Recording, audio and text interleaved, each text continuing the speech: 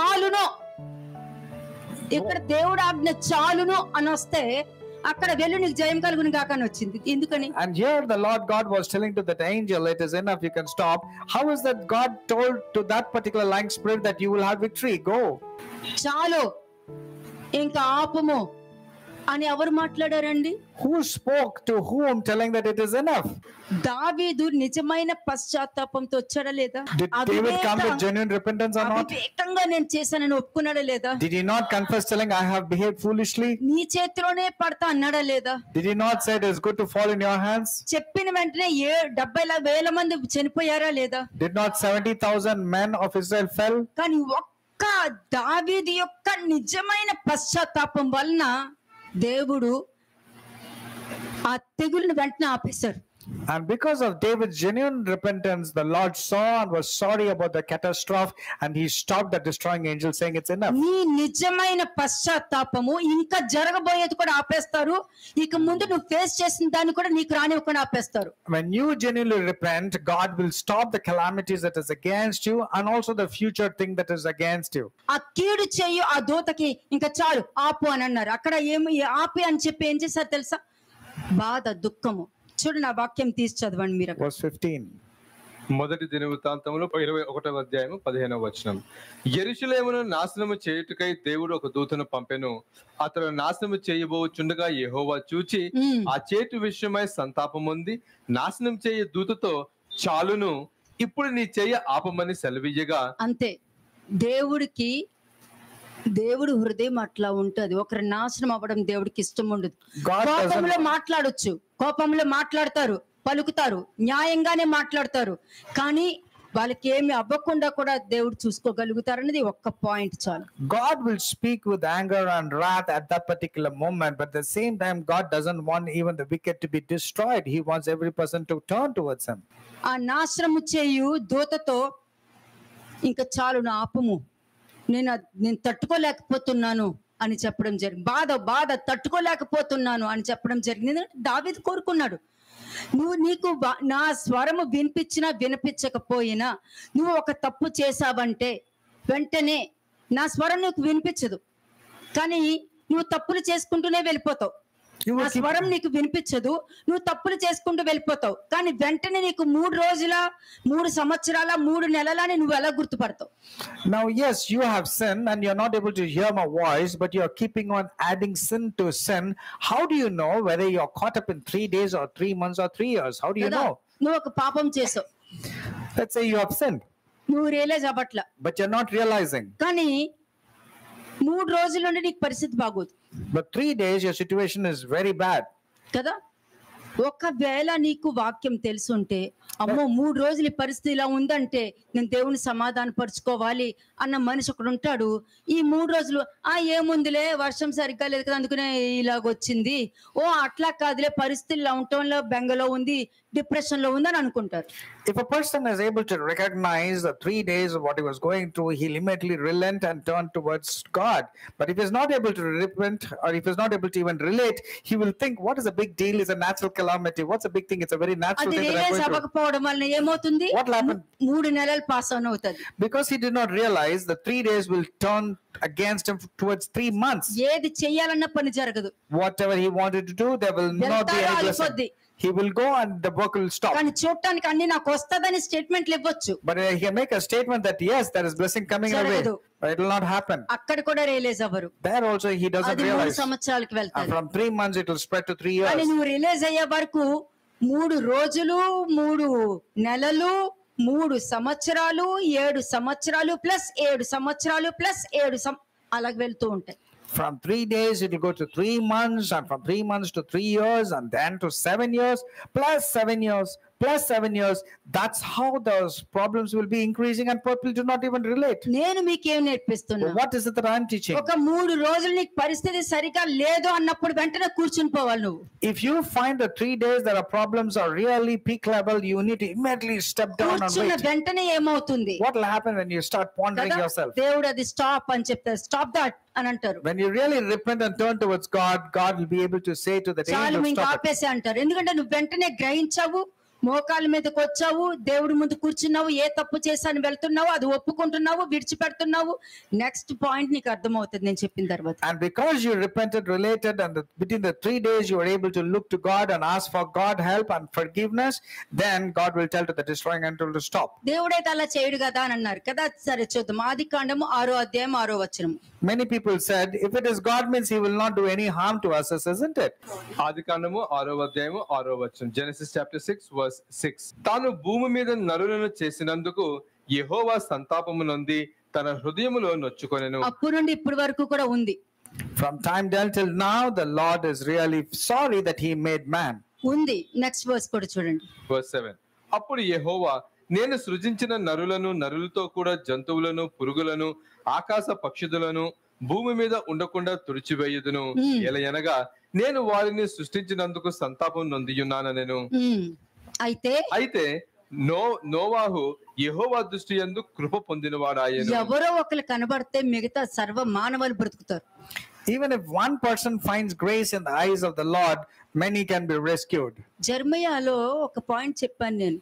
I spoke from the book of Jeremiah. న్యాయము కలిగిన మార్గము, నీతి కలిగిన మార్గము ఎవరైనా వెతుకుతున్నారేమో చూడండి. ఒకవేళ వాళ్ళు వెతుకుతే తప్పక ఆ calamity ఆపేస్తాను. In the book of Jeremiah, it has been spoken, you just go into the streets and find out if there is one person who is righteous. Even if you find one person righteous in the streets, I will stop the disaster that is I'm intending towards that nation. నోవాను చూసిన తర్వాత ఇలాగ ఉండగలరని ఒక నమ్మకం ఉంటది ఎప్పుడు. After seeing people like Noah, the eyes of the Lord knew that there is still hope. అలాగే Exodus 32:14 చూడండి. Exodus 32 verse 14. నిర్గమకాండము 32వ అధ్యాయము 14వ వచనము. అంతటా యెహోవా తన ప్రజలకు చేసేదనని చెప్పిన కీడును గురించి సంతాపపడెను. అంతే. నాకు అది రావాలి. The Lord అయ్యో మీకు ఇది చేస్తానన్నానే నాకు బాధ రావాలి. అలాగ నువ్వు ఉండాలి. The Lord should relent from the harm which he said he would do to his people.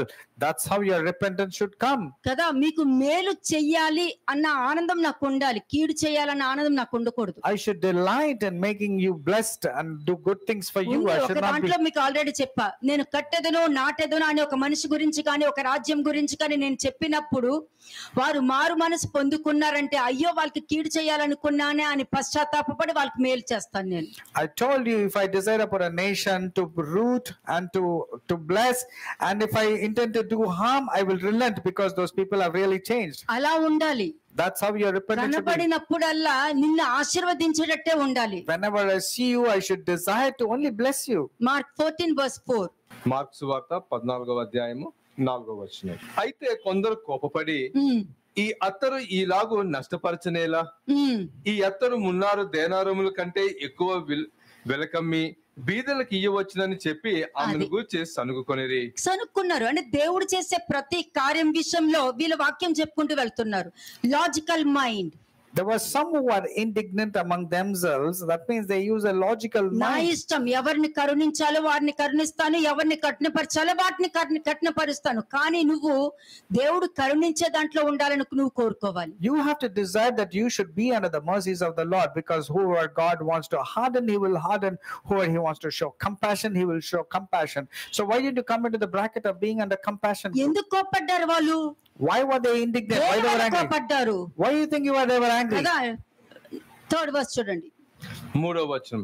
ఆయన బేతేనీయులో కుష్ఠరోగి అయిన సీమోను ఇంటి భోజనముకు కూర్చుండి ఉన్నప్పుడు ఒక స్త్రీ మిక్కిలి విలువగల అచ్చ జటామాంసి అత్తరు బుడ్డి తీసుకొని వచ్చి ఆ అత్తరు బుడ్డి పగలగొట్టి ఆ అత్తరు ఆయన తల మీద పోసెను. అయితే కొందరు కోపపడి ఈ అత్తరు ఈలాగు నష్టపరచనేలా, ఈ అత్తరు 300 దేవారముల కంటే ఎక్కువ వెలకమ్మి బీదలకు ఇయ్యవచ్చునని చెప్పి ఆమెను గూర్చి సనుక్కుకొనిరి. అందుకు యేసు ఇట్లనెను, ఈమె జోలికి పోకుడి. ఈమెను నువ్వు ఎంతైనా కోపడు, నువ్వు ఏదైనా చేసుకో, అది నీ వాక్యము, నీ అండర్స్టాండింగ్, నీ లాజికల్ మైండ్ తో నువ్వు మాట్లాడుతావు. అంటే అక్కడ యేసుక్రీస్తు ప్రభుకు చేసే కార్యం విషయంలో నువ్వు పాయింట్అవుట్ చేసి కోపడుతున్నావు. నీకు దాని యొక్క విలువ నీకు తెలియదు. You do not know the importance of what the other person has done, but with your logical mind, with your own understanding, you're angry, upset and all. But you do not know what the plan of God was there. Kada. So what did Jesus do? The plan of God ఏంటి అక్కడ? What's the plan of God? 8వ వచనం. Verse 8. ఈమె తన శక్తి కొలది చేసి నా భూస్థాపన నిమిత్తము నా శరీరమును ముందుగా అభిషేకించెను. అంతే. She has ప్రతి done. దాంట్లోనూ వెనకాల ప్రతి దాంట్లోనూ ఒక మర్మం ఉంటదండి. మనమే తెలియకుండా మాట్లాడేస్తాము, తెలియకుండా ప్రవర్తించేస్తారు. Behind everything, there is always a mystery, but because of a lack of a knowledge, we are quick in reacting and speaking. ఈ రోజు నేను నీకేం చెప్తున్నాను తెలుసా? You know what I'm telling you? నువ్వు ఆ 3 రోజులు, 3 నెలలు, 3 సంవత్సరాలు నువ్వు ఆపుకోవచ్చు.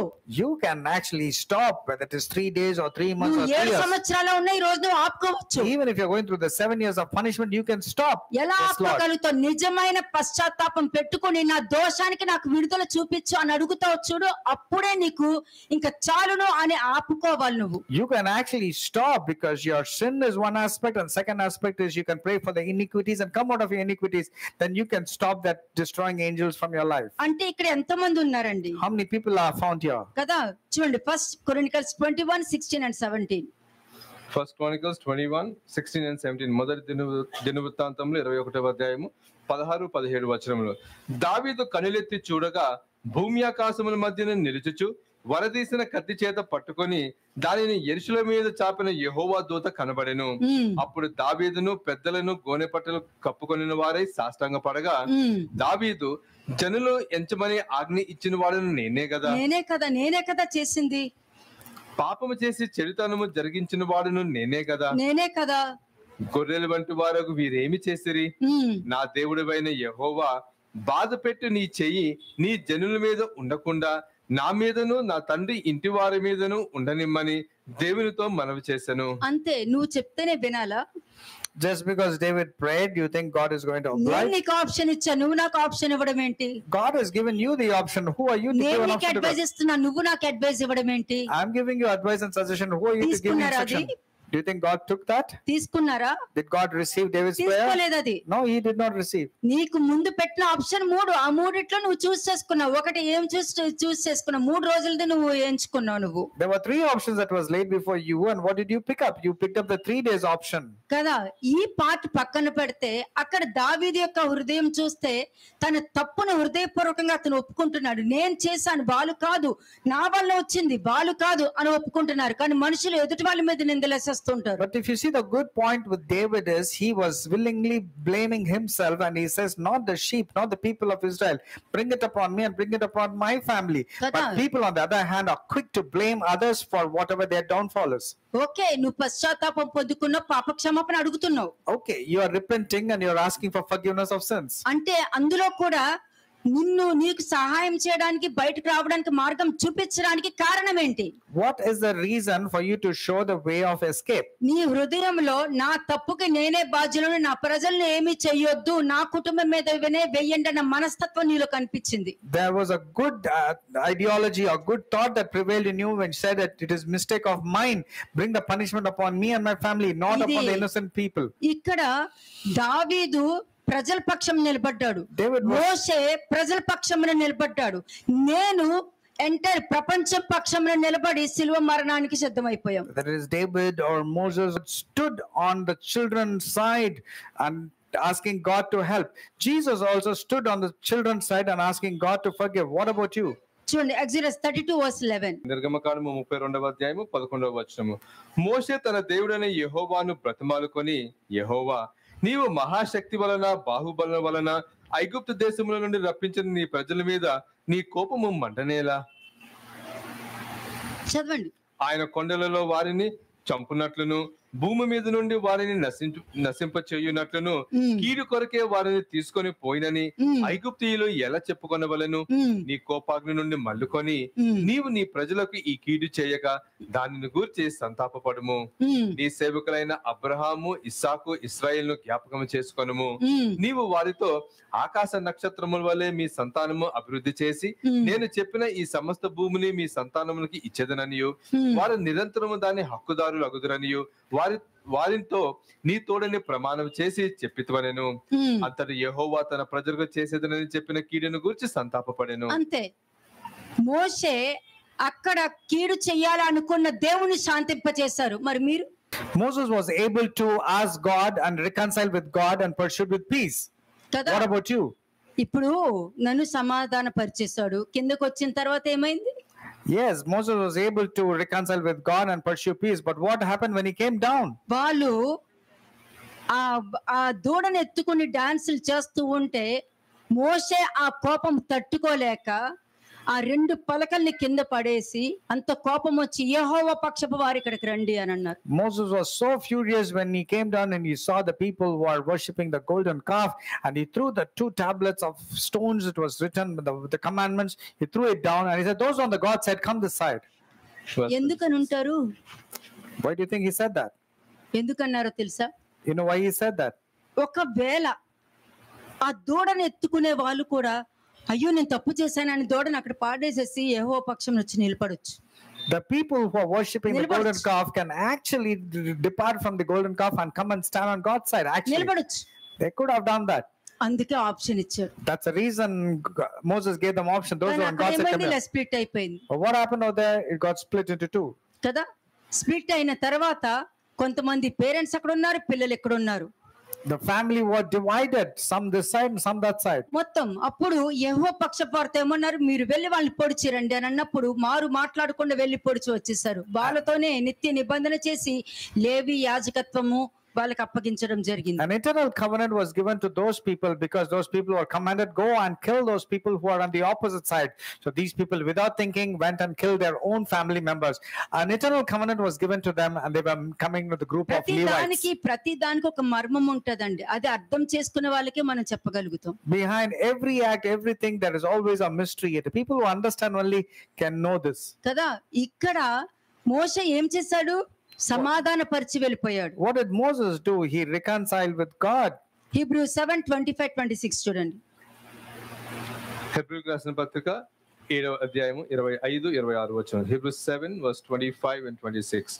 ఈయన తన ద్వారా దేవుని యొద్దకు వచ్చి వారి పక్షమున విజ్ఞాపన చేయుటకు నిరంతరము జీవించుచున్నాడు గనుక వారిని సంపూర్ణంగా రక్షించుటకు శక్తిమంతుడై ఉన్నాడు. పవిత్రుడును నిర్దోషియు నిష్కల్మషుడును పాపులలో చేరక ప్రత్యేకంగా ఉన్నవాడను. అది ఇలా ఉన్నప్పుడు మీరు ఈ క్వాలిటీస్ అన్ని కూడా ఈ విధంగా నేను ఉన్నానా లేదా అని ఒక్కసారి పరీక్షించుకోండి, మీకు ఆన్సర్ దొరుకుతుంది. Check whether you are having these qualities of a high priest, like being a holy, harmless, undefiled, separate from sinners. You need to check yourself. దావీదు మనసు కొట్టుకున్న తర్వాత దాని యొక్క ఫైనల్ డిసిషన్ ఏమొచ్చింది?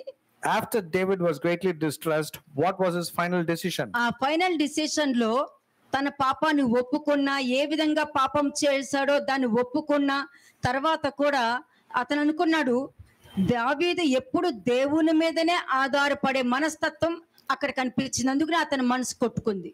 David was greatly distressed because he was always depending on God. He knew that he departed from God at that moment. అది చూసిన వెంటనే ఆ శ్రమలు ఆపేయడం జరిగింది. The moment that ఆపేశారు, temporary. The moment the Lord saw the repentance in David, that calamity was stopped, and that was temporary. Temporary, permanent కాదు.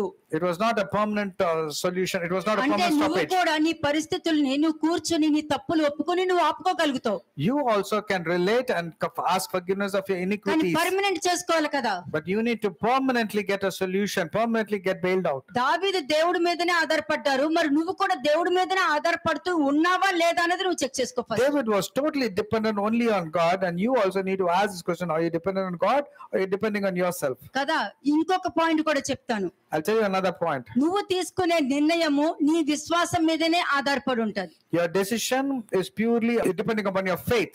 నీ విశ్వాసము, నువ్వు తీసుకునే నిర్ణయము నీ విశ్వాసం మీద ఆధారపడి ఉంటది, కానీ నీ స్వభావం మీద, నీ క్యారెక్టర్ మీద ఆధారపడి ఉండకూడదు. Your decision should not be dependent on your character or your attitude. It should be totally depending on your faith.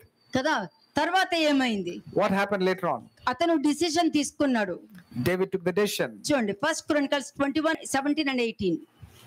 1 Chronicles 21:17-18. మొదటి దినవృత్తాంతములు 21వ అధ్యాయము 17-18 వచనములు. దావీదు జనులను ఎంచమని ఆజ్ఞ ఇచ్చిన వాడను నేనే గదా, పాపము చేసి చెడుతనము జరిగించిన వాడను నేనే గదా, గొర్రెల వంటి వారకు వీరేమి చేసిరి, నా దేవుడమైన యెహోవా బాధపెట్టు నీ చెయ్యి నీ జనుల మీద ఉండకుండా నా మీదను నా తండ్రి ఇంటి వారి మీదను ఉండనిమ్మని దేవునితో మనవి చేశాను. అంతే. ఇక్కడ నీ ఫ్యామిలీ సఫర్ అవుతున్నా, ఏది సఫర్ అవుతున్నా కూడా దానికి కారణం ఏంటి అనేది ఫస్ట్ చెక్ చేసుకో. పరిస్థితులను పైనట్టు చూడకూడదు. ఇన్ డెప్త్ ఆ రూట్ ని ఎత్తుక్కోవాలి. Either you or your family, when you're going through a suffering, you need to go to the root. Don't see the problem superficially. అతను రూట్ Ponder. ఎత్తుక్కున్నాడు ఇక్కడ దావీదు. David was able to identify the root of the problem, and he ఆ was able పాపం to. చేసింది నేనే కదా, He said, "It is me that I've sinned. నా వల్ల ఈ ప్రజలు ఎందుకు సఫర్ అవ్వాలి?" Why should the children of your people మూడోది suffer?" ఎంచుకున్నాడు కానీ ఇంత భయంకరంగా ఉంటుందని అతనికి తెలియదు. He selected the third choice, but he never knew that it would be so నేను complicated. చాలా సార్లు చెప్పా, ఏదో అంటారా, ఏముంది పనిష్మెంట్ ఇస్తారు కదా, ఏముంది కష్టమే కదా, ఏముంది చేస్తాను అంతే కదా అని అంటారు, కానీ దాని యొక్క కాన్సిక్వెన్సెస్ చాలా భయంకరంగా ఉంటుంది. Many people will make a quick comment by telling, "Oh, okay, what's the big deal? You're going to punish me, isn't it?" But you do not know how complicated the punishment would be. తర్వాత ఏమైంది? 18th verse చూడండి. Verse ఇదే 18. బలి అర్పణ. Let's see what in verse 18, what is the exact sacrifice which is meant. 18. యోబుసీయుడైన ఒర్నాను కళ్ళమునందు యెహోవాకు ఒక బలిపీఠమును కట్టించుటకై దావీదు అచ్చటికి వెళ్ళవలెనని దావీదునకు ఆజ్ఞ ఇమ్మని యెహోవా దూత గాదునకు సెలవీయగా. అంతే. అంటే దేవుడు యాక్సెప్ట్ చేస్తేనే ప్రవక్త ద్వారా నీకు మాట వస్తుంది. Only when God accepts your forgiveness, only then the prophets will come to ప్రవక్త you. నేను పాయింట్అవుట్ చేయడు. The prophets will not point at you. Okay, నువ్వు నిజమైన ఇప్పుడు నువ్వు పశ్చాత్తాపడతావు, You will repent, దేవుడు నమ్మకంతో ప్రవక్తను పంపుతారు. and God, trusting you, will send this నీకు prophet. చెప్పిన తర్వాత ఇలాగే అంటారులే, ఎప్పుడు చూసినా నన్నే అంటారులే అని అన్నావంటే నీలో నిజమైన పశ్చాత్తాపం లేదు కాబట్టి తప్పక ఆ మూడు జరుగుతాయి. And on the other hand, when you retaliate and say, "Why these people are always targeting me or talking to me like this," means then you are not repenting genuinely. So therefore the three will happen. అని చెప్పేటప్పుడు నువ్వు ఏం చేస్తున్నావు నీకు తెలియాలి కదా.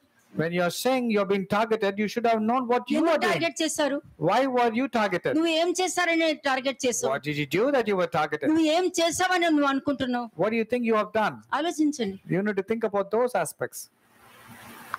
ఇప్పుడు నన్నే టార్గెట్ చేస్తున్నారు అన్నారు, ఎందుకు అని అడుగుతున్నాను నేను. Many people say that they've been targeted, but the question to you నీకెలా is, why do తెలుసు you నేను think? టార్గెట్ How చేస్తున్నారు? do you know that you have అది been targeted? నువ్వని నీకెలా తెలుసు? How do you know it's you అక్కడ specifically? ఏం చెప్పారని నువ్వు మాట్లాడుతున్నావు. What did they say that you are assuming ఈ things? క్వశ్చన్ నువ్వేసుకోవాలి. You need to ask that questions. ఎందుకంటే నన్ను టార్గెట్ చేశారు అని చెప్పుకుంది నేను కదా, నా కుటుంబం కాదు కదా, నేను కదా చేశాను, నా కుటుంబం కాదు కదా అని నువ్వేసుకోవాలి. You have to ask and question yourself. It is me who said that I've been targeted, not my family. My family is not responsible. My children are not responsible. You should ask like that. ఇక్కడ దావీదు తన తప్పుని తన మీదనే వేసుకున్నాడు. David took the entire responsibility of his sins. కానీ అతనిలో ఉన్న మంచి గుణము ఎవ్వరిని నిందించల. But the wonderful aspect of David was he did not blame అదే సౌలు anybody. ఏం చేశాడు, ఆ మనుషులే వాళ్ళే వీళ్ళే అని నిందలేస్తాడు. But Saul, on the other hand, was quick to blame others. He did not take the responsibility. అసలైన కాపరి లక్షణం ఏంటంటే తనకంటే తన ప్రజల్నే ముందు పెట్టుకోవడము దేవుని యొక్క లక్షణము, కాపరి యొక్క లక్షణం. The actual character or the attitude of a shepherd or a pastor is he will always keep the children of God as the first priority, not himself. And this is the character of God also. ఇలా ఉంటేనే నీ పిల్లల్ని కూడా నువ్వు జాగ్రత్తగా కాపాడుకోగలుగుతావు. You will able to safeguard your children like this way only. దావీదులో బలహీనతలు ఉన్న అతని హృదయం యథార్థమైనది. Though David had this attitude, he had sinned, his heart was upright and blameless. కదా ఆ రాజు తన ప్రజలు జీవించాలని కోరుకున్నారు కాబట్టే జరగబోయేది చెప్పి జాగ్రత్త కలిగి ఉండేది చెప్పడం అనేది జరుగుద్ది. కానీ ఆ టైంలో మీకు నచ్చకపోతే ఏ డిసిషన్స్ అయినా తీసుకోవచ్చు. The king wanted the children of Israel to live, but you on the other hand, you can take your own decision at that particular moment of time. You can take your own wrong ఇక్కడ decisions చూస్తే also. దావీదు నేను చేసిన దానికి నేను అనుభవించాలి అనే యథార్థత హృదయం ఉంది, మీకుందా? David had a wonderful attitude telling that I have sinned, so therefore I had to be punished and my father's house had to be punished, అతని not the people. యథార్థత హృదయము ఉండటం వలన దేవుడు అతనికి మార్గం ఓపెన్ చేశారు. Because of his uprightness of heart, God opened a way of deliverance. అతను ఏమన్నాడు, నా కుటుంబం మీదకి రప్పించండి అని అన్నారు. He said, let the people, not the people suffer, but మరి let me ఆ be suffering. కాలంలో సిలువ వేసిన వాళ్ళు కూడా ఏమన్నారు తెలుసా, ఇతని రక్తము నా మీద నా కుటుంబం మీదకి రప్పించండి అంటే ఇప్పటికీ ఉంది. మరి The Jews at that moment when Jesus was crucified said, let that blood of this man come upon us and our children. So that means even now they're still cursed. కానీ దావీదుది లేదు. But David is not like that. కానీ ఇక్కడ దావీదు పలికిన నా కుటుంబం మీదకి, నా పితరుల కుటుంబం మీదకి రప్పించండి అనే దానికి కూడా దేవుడు విమోచన దయచేశాడు అతనికి. God gave deliverance, though David prayed and asked, oh God, let it be against me and my father's house, but not against your people, that they should be plagued.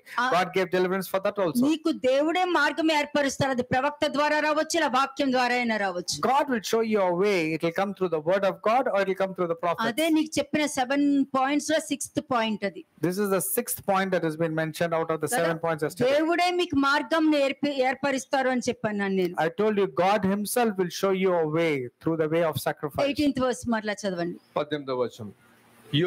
యోబూసీయుడైన ఒర్నాను కళ్ళమునందు యెహోవాకు ఒక బలిపీఠమును కట్టించుటకై దావీదు అచ్చటికి వెళ్ళవలెనని దావీదునకు ఆజ్ఞ నిమ్మని యెహోవా దూత గాదునకు సెలవీయగా. అంతే, బలిపీఠం కట్టాలంటే ప్రతి దానికి రక్తం పనిచేయాలి మళ్ళీ మీకు. For every aspect, when it's calling upon an erect an altar, that means the blood of Jesus Christ has to be effective now. నీ పాపం ఒప్పుకోవాలి.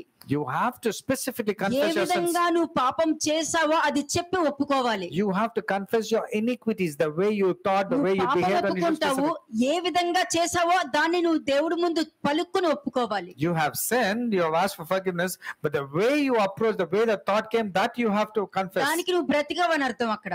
That means you are alive there. రెండోది, అది జరిగించేసావు కాబట్టి జరిగించేసిన దాని దోషానికి నీకు విడుదల అవసరం ఇప్పుడు. And since you have already had the pleasure of the sinful nature, you need to get the forgiveness of your iniquities. ఆ దోషానికి నువ్వు దేవుడి దగ్గర అడుగుతున్నావు, దయచేసి ఈ దోషం నుండి నాకు విమోచన కలుగచేయండి అని అడుగుతున్నావు. There you are asking God to get yourself bailed out of the iniquities that you have committed. అది పలికేటప్పుడు నువ్వేమంటున్నావు? నేను కదా తప్పు చేసింది, నా వాళ్ళు కాదు కదా, కాబట్టి వాళ్ళనేమీ చెయ్యొద్దు, నా తప్పుకి నా మీద, నా కుటుంబం మీద, నా పితరుల కుటుంబాల మీద వేయండి అని దావీదు ఒప్పుకుంటాడు. That David was able to say, it is me, so therefore punishment should come to me and my father's house. What did the innocent children of Israel do? నీ పశ్చాత్తాపంలో కూడా నీ హృదయాన్ని దేవుడు చూస్తారు. Even in your repentance, God sees your attitude and your heart. ఈ మూడిట్లో నువ్వు గెలిచావంటే, if you win in all these 3 areas, నీకు తెలియకుండానే ఏ 3 రోజులుందో, 3 నెలలుందో, 3 సంవత్సరాలుందో, 7 సంవత్సరాలుందో, ఆఖరికి 7x7 ఉందో, 7x777 ఉందో, 7x4 ఉన్నాయో, అవన్నీ కూడా దేవుడు ఏం చేస్తారు? స్టాప్ అని ఆపేస్తారు. whether it is 3 days or 3 months or 3 years or 7 years plus 7 years plus 7 years into 7, no matter what is the calamities that you're going through, God will immediately command the destroying angel and say, stop, it is enough. So what did you do? టెంపరరీగా ఆపు. You have temporarily stopped the calamity. Further step ఏం చేయాలి అని అడుగుతున్నావు. Now the next step, what it is to be done. అప్పుడు వెంటనే ఏమన్నారు ఇక్కడ? ఓర్నాను దగ్గరికి వెళ్ళి, Now the angel told, ఓర్నాను కళ్ళమునందు యెహోవాకు ఒక బలిపీఠము కట్టించు అని అన్నారు. and it was saying David should go and erect an altar to the Lord on the threshing floor of Ornan the Jebusite. ఆ బలిపీఠమే క్రీస్తు. That altar is Jesus Christ. ఆ మార్గమే క్రీస్తు. That way is Jesus Christ. అదే వాక్యము. That is the word coming to you.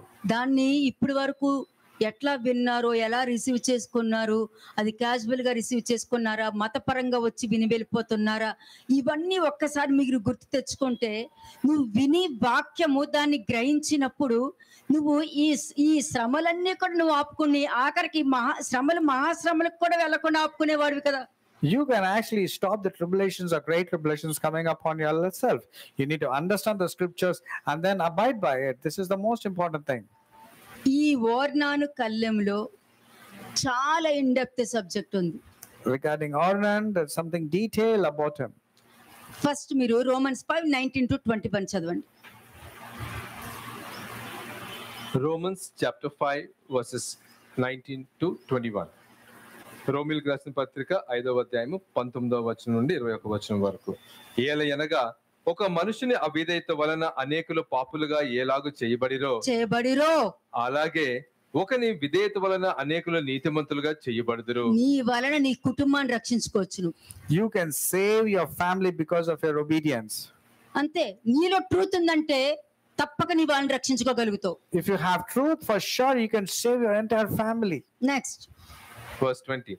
మరియు అపరాధము విస్తరించినట్లు ధర్మశాస్త్రము ప్రవేశించెను, అయినను పాపము పాపము మరణమును ఆధారం చేసుకొని ఎలాగ ఏలెనో అలాగే అలాగే ఆహా. నిత్య జీవము కలుగుటకై నీతి ద్వారా కృపయు మన ప్రభువైన యేసుక్రీస్తు మూలముగా ఏలు నిమిత్తము పాపము ఎక్కడ విస్తరించెనో అక్కడ కృప అపరిమితముగా విస్తరించెను. అది ఇది దీని యొక్క గ్రహింపు తెలియక కృపాకాలము దేవుడు by the grace of God అంటారు అందరూ. Without knowing this, people say it's the grace of God and it's a gracious time. 7 సంవత్సరాల శ్రమలో ఉంటావు, by the grace of God I'm good అని అంటావు. You will be under the punishment for 7 years, but at the same time you will say, by the grace of God I'm doing good. ప్రపంచమే నేను ఎప్పుడు ఈ పలుకు నేను పలకనండి. I never say, if somebody asks me how are you, I will never say by the grace of God I'm doing good. I Palakanu. never use this jargon.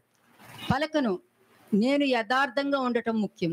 For me, I need to be upright and నేను blameless. యథార్థంగా ఉన్నా, నేను యథార్థంగా ఉన్నా, నేను అలా ఉన్నా, నేను ఇలా ఉన్నా చెప్పనవసరం లేదు And you don't have to brag about it and say I'm upright, I'm good, I'm nice. You don't have to tell about it. కదా. ఇక్కడ చూస్తే బలిపీఠము అంటే క్రీస్తు అని అర్థము. విడుదల అంటే When it comes to altar, all the deliverance is nothing but Jesus Christ. ఒక మనిషి అవిధేయత ఎంతో మందిని నాశనం చేస్తుందని. One man's disobedience can make many ఒక people as sinners మనిషి and destroy them. అవిధేయత అనేక మందిని దేవుడి నుండి చాలా దూరం పెట్టేస్తుంది. One man's disobedience can lead many people to go into the అది ప్రతి faith మనిషి far away from తెలుసుకుని God. ఉండాలి. And every man needs to know about it. అదే నువ్వు విధేయత కలిగి ఉంటే క్రీస్తు పక్షమున నువ్వు ఉంటావు But on the other hand, if you're obedient, you will be on the side of Jesus Christ. కదా. ఇప్పుడు చూడండి 1 Corinthians 21:19 నుండి చదవండి. 1 Chronicles 21:19 onwards. మొదటి దినవృత్తాంతములు 21వ అధ్యాయము 19వ వచనం నుండి. యెహోవా నామమున గాదు పలికిన మాట ప్రకారము దావీదు వెళ్ళెను. అది పలికిన వెంటనే వెళ్ళాడు. నేను ఎంతో మందికి చెప్తా, మీరు ప్రవక్త దగ్గరికి వెళ్ళండి, యాజక దగ్గరికి వెళ్ళండి, తప్పక నేను నిలబెడతానని చాలా సార్లు చెప్తా. The moment it was instructed to David, he immediately went and approached whatever was instructed. I've been telling you also, go to the prophets, go and confess, go specifically and I will చాలా speak to you time there. తీసుకున్నారు. ఆ time తీసుకున్న టైంలో సాతాను బాగా అక్కడ మంచిగా game కూడా ఆడేసుకుని ఉంటాడు. Many people delay in approaching the prophets and all, and that because of the time that they lag, the devil takes advantage of it and puts them to కదా. different చెప్పింది temptations. చెయ్యరు, చెయ్యకుండా అన్ని problems అంతా తెచ్చేసుకుని అంత perish అయిపోయిన తర్వాత నాకు ఇట్లాగా అయ్యింది అని అంటారు. At that moment, they did not listen. They will be delaying their obedience. And then after facing difficulties in their life, they said, I should have heard it before. I'm facing గుర్తుపెట్టుకోండి, this problem. దావీదు gap తీసుకోలేదు. David was very quick. He did not పాపం take a gap. చేశానని ఒప్పుకున్నాడు, వెంటనే అక్కడ దిగిపోయాడు. He knew that he had sinned and he was immediately following the A instruction. విధంగా పాపం చేశాడు, ఏ విధంగా ప్రవర్తించాడు, ఏ విధంగా ఆలోచించాడు, మొత్తం దేవుడి దగ్గర కక్కేశాడు. వాడు ఉన్నది ఉన్నట్టు కక్కేశాడు. David vomited every aspect of his iniquities and sin and he told everything to God కాబట్టి specifically. నేను జరిగించేసాను కాబట్టి నా దోషం నుండి నాకు విడుదల దయచేయండి అనేసాడు. He said, I have greatly sinned, therefore I pray that you remove the iniquities of my life also. దోషం లేదు అని చాలా మంది ప్రతి దోషం నుండి దేవుడు తీసేశాడు అన్నప్పుడు 1 John 5th chapter మీకు 17th verse లో ఉంటది, ప్రతి దుర్నీతి పాపమే అని. And it is దుర్నీతి written, అంటే దోషము. and 1 John 5:17 very clearly says that all unrighteousness is sin. So how can you say that God has bailed you out of your iniquities? కదా. ఇంకొక వర్షన్ చూస్తే ఇనిక్విటీ అని ఉంటది అందులో. In another version, if it says instead of unrighteousness, it talks about అంతే, iniquities. దోషమే. దేవుడికి విరోధంగా ఏది చేసినా దోషంతోనే సమానం. మరి Anything- దోషము మరి యేసుక్రీస్తు ప్రభు తీస్తారు కదా, మరి ఎందుకుంది, ఎందుకు పలికారు వాళ్ళు? Why were you saying that Jesus has bailed you out of all your iniquities and sin? And it is mentioned in 1 John 5:17 that still there are iniquities and all iniquities are sin. కదా. ఇక్కడ దావీదేంటి బయటికి రావడము, దేవుడు అక్కడ stop చేసేయడము, నేను చేశాను కాబట్టి నా మీదకి నా కుటుంబం మీదకి రప్పించాను అన్నప్పుడు వెంటనే దేవుడు ఆ యథార్థమైన హృదయం చూసి వెంటనే గాదును పంపి పలానా ప్లేస్ కి వెళ్ళమను. దేవుడు గుర్తుపెట్టుకోనమ్మా, మీరు గుర్తుపెట్టుకోండి, When David- ఏ స్థలానికి పంపించారు? When David was asking for confession of sin, God immediately spoke to Gad and Gad went and told David. So which place was he sent? అక్కడే ఇస్సాకును బలి అర్పించడం జరిగింది. The place అక్కడే క్రీస్తుని సిలువ వేయడం జరిగింది. అక్కడే సొలొమోను దేవాలయం కట్టడం జరిగింది. Do you know what place was the threshing దేవుడు floor of Ornan? ఏర్పరచుకునే స్థలము రైట్ ప్లేస్ కి తీసుకెళ్తారు. నువ్వు ఏర్పరచుకునే స్థలము, నీ చిత్తానికి ఏర్పరచుకునే స్థలము పాతాళానికి తీసుకెళ్తాది. The threshing floor of Ornan was the same place where ఎంతమందికి Abraham was. తెలిసింది? Abraham was asked to offer sacrifice of his son over there. Jesus Christ also was crucified in the same place. Solomon also built his temple in the same place. How many of you know? When you know that God sends you, he will send you to a place according to his will. దావీదుకి పలానా దగ్గరికి వెళ్ళు అన్నప్పుడు వెళ్ళాడు. When David was instructed to go to this place, he immediately went. అక్కడ టెంపరీగా ఆగి ఉన్న దాన్ని పర్మనెంట్ చేసుకోవాలి. ఆ పాపం నుండి బయటికి రావాలి. So whatever temporary relief was given, you have to get relief immediately and permanently. వెళ్ళు అన్నప్పుడు అక్కడికి వెళ్ళాలి. When you are instructed to go immediately, don't delay. అక్కడికి వెళ్ళు. ఆ వెళ్ళే స్థలంలో నీ మర్మరింగ్ గ్రంబ్లింగ్ కూడా ఉండకూడదు. And when you're going to the place, there should not be any chance to given to complaining and murmuring. అర్పించమన్నప్పుడు ఆ తండ్రి ఎంత ఏడవాలండి, ఎంత దుఃఖంతో ఉండాలి. How much should Abraham cry when he was asked to offer his son as a sacrifice? 37 సంవత్సరాల కొడుకు. Isaac was 37 years old then. కాళ్ళు చేతులు గట్టికి కట్టి అని అంటాడు. Isaac also was equally more good. He said, కడుపున పులే పుడతది. విశ్వాసం కలిగిన వారి కడుపున విశ్వాసం ఉన్నవాడే పుడతాడు. And even Isaac was telling, tie my hands tightly so that I don't cut myself loose. So in a lion only will be born to lions. నువ్వు నేర్పిస్తే నువ్వు ఎలా నేర్చుకున్నావు, నీ పిల్లలు కూడా అలాగే నేర్చుకుంటారు. తరాలు కూడా అలాగే ఉంటాయి. If you are faithful and faith and trustworthy, your children also will be likewise. The way you are, your children also would be. బలిపీఠము అంటే క్రీస్తు. ఇప్పుడు ఏం చేస్తున్నారంటే, నీకు పర్మనెంట్ సొల్యూషన్ రావాలంటే నువ్వు క్రీస్తుతో దేవునితో సమాధానపడాలంటే నువ్వేం చెయ్యాలి? You have to reconcile with Christ. If you have to reconcile with Christ, what should you do? Next. Verse 20. ఒర్నాను అప్పుడు గోధుమలను నూర్చుచుండెను. అతడు వెనుకకు తిరిగి దూతను చూచినప్పుడు అతడును అతనితో కూడానున్న అతని 4 కుమారులను దాక్కుకొనిరి. దావీదు ఒర్నాను నద్దకు వచ్చినప్పుడు ఒర్నాను దావీదును చూచి కళ్ళములో నుండి వెలుపలకు వచ్చి తల నేల మట్టునకు వంచి దావీదుకు నమస్కారం చేసెను. ఈ తెగుళ్ళు జనులను విడిచిపోవునట్లుగా ఈ కళ్ళపు ప్రదేశమందు నేను యెహోవాకు ఒక బలిపీఠమును కట్టించుటకై దాని నాకు తగిన క్రయమునకు ఇమ్మని దావీదు ఒర్నానుతో అనగా, ఒర్నాను రాజైన నా ఏలినవాడా, దాన్ని తీసుకొని తన దృష్టికి అనుకూలమైనట్టు చెయ్యునుగాక. ఇదిగో దహన బలులకు ఎద్దులు కట్టెలకై నూరుపిడి సామాగ్రి నైవేద్యమును గోధుమ పిండి ఇదంతయు నేను ఇచ్చేదనని దావీదుతో అనెను. రాజైన దావీదు అట్లు కాదు. అంతే. ఇక్కడ మీరు అర్థం చేసుకోవాల్సింది ఏంటంటే, ప్రతి వాళ్ళు వచ్చి ఇదిగో నువ్వు తప్పు చేసావు కదా, వీళ్ళు క్షమాపణ అడుగు, పో క్షమాపణ అడుగు, వెళ్ళో క్షమాపణ అడుగు అక్కడ అని అంటారు. అంటే ఏం చేస్తున్నావు? నువ్వు కొనుక్కోవట్లే, ఫ్రీగా చెప్తే నువ్వు వెళ్ళి చేస్తున్నావు. When many people come and tell, go and ask for forgiveness, you're not doing it willingly. You're not buying it. You have been forced to go and do it. So that's not the right way. నువ్వు నీ సొంతంగా నువ్వు వెళ్తున్నావు అని అంటే నీ ఖర్చుతో, నీ విల్లింగ్నెస్ తో, నీ డబ్బుతో నువ్వు వెళ్తున్నావు అక్కడికి. When you are going willingly on your own, that means you are willing to spend on your own. It's your own money you are spending. చెప్పేవాళ్ళు ఊరందరూ ఉంటారు. చెప్పేవాళ్ళు, వెళ్ళవయ్యా నేను మాట్లాడతాను మీరు వెళ్ళండి, నేను చెప్తాను వాడికి నేను బుద్ధి చెప్తాను మీరు వెళ్ళండి అంటారు. అది పని చేయదు. Many people will tell you, పని చేయదు. నేను అందుకే నీకు తెలియాలి, నువ్వు గ్రహించాలి, నీకు మంచి చెడు నీకు తెలియాలి, దాని ప్రకారం నువ్వు నడవాలని మీకు నేర్పిస్తున్నాను నేను. Now you going on your own is the most important aspect. Not somebody comes and encourages you until you go and ask for forgiveness. That is not valid. అక్కడే అతనేమి యూదుడు కాదు. ఆ ఓర్నాను యూదుడు కాదు. Ornan was a Jebusite. He was not a Jew. యూదుడు కాదు. కానీ అతను ఏమంటారు, అయ్యా నీకేం కావాలని నేను ఇస్తాను, అన్ని నేను సమకూరుస్తాను, మీరేమి అంటే దావీదు యొక్క మంచితనము, అతని యొక్క క్యారెక్టర్ అతనికి బాగా తెలుసు. ఆ మంచి ప్రవర్తన కలిగిన అతన్ని చూసి అతను పాపంలో ఉన్నాడనే అతనికి తెలీదు. దావీదు చెప్పుకున్నాడు అక్కడ కూడా, అతని మంచితనం అదంతా, నేను తప్పు చేశాను, నా వలన ప్రజలు సఫర్ అవుతున్నారు, కానీ నేను దేవుని సమాధాన పరుచుకోవాలి, దయచేసి దేవుని దగ్గరికి రమ్మన్నారు, పలానా చోట స్థలం ఉంది, ఆ స్థలం నాకు కావాలి, నాకు ఆ స్థలం నాకు కావాలి, దానికి కావలసినవని నేను డబ్బులు ఇస్తాను, నాకు దయచేసి ఇవ్వి అని. నేను డబ్బిచ్చి కొనుక్కుంటా. Ornan was a Jebusite. He did not know God. He did not know that the calamities came because of David. But David was willingly able to go and confess to Ornan, telling that I have sinned and I brought this plague because of myself. God tell me to come and meet you. I want to buy this threshing floor at a rate. Don't give it me free of cost. Though Ornan was offering the land free of cost, the threshing implements for wood, the wheat for grain offerings, even the bull, కొనుక్కున్నాడు. he gave free of cost. But David said, no, I want to purchase it. కొనుక్కున్నాడు. David purchased it. హృదయపూర్వకంగా నువ్వు చేసేది నీ సొంత ఖర్చు. When you do it wholeheartedly, that means you are spending. Physical money గురించి I'm మాట్లాడు. not talking about the physical aspects of money. నీ సొంత ఖర్చుతో నువ్వు దేవుడి దగ్గరికి వెళ్తున్నావు. You're going to God with your own effort, with your own ఒక spending. ప్రవక్త చెప్పినా ఒకరు చెప్పినా నీ సొంత ఖర్చుతో నువ్వు వెళ్తున్నావు అక్కడికి. Okay, even if a prophet tells, if you're doing it willingly, you're going with your own money. నీ విల్లింగ్ తో మనస్ఫూర్తిగా నువ్వు దేవుడి దగ్గరికి వెళ్తున్నావు.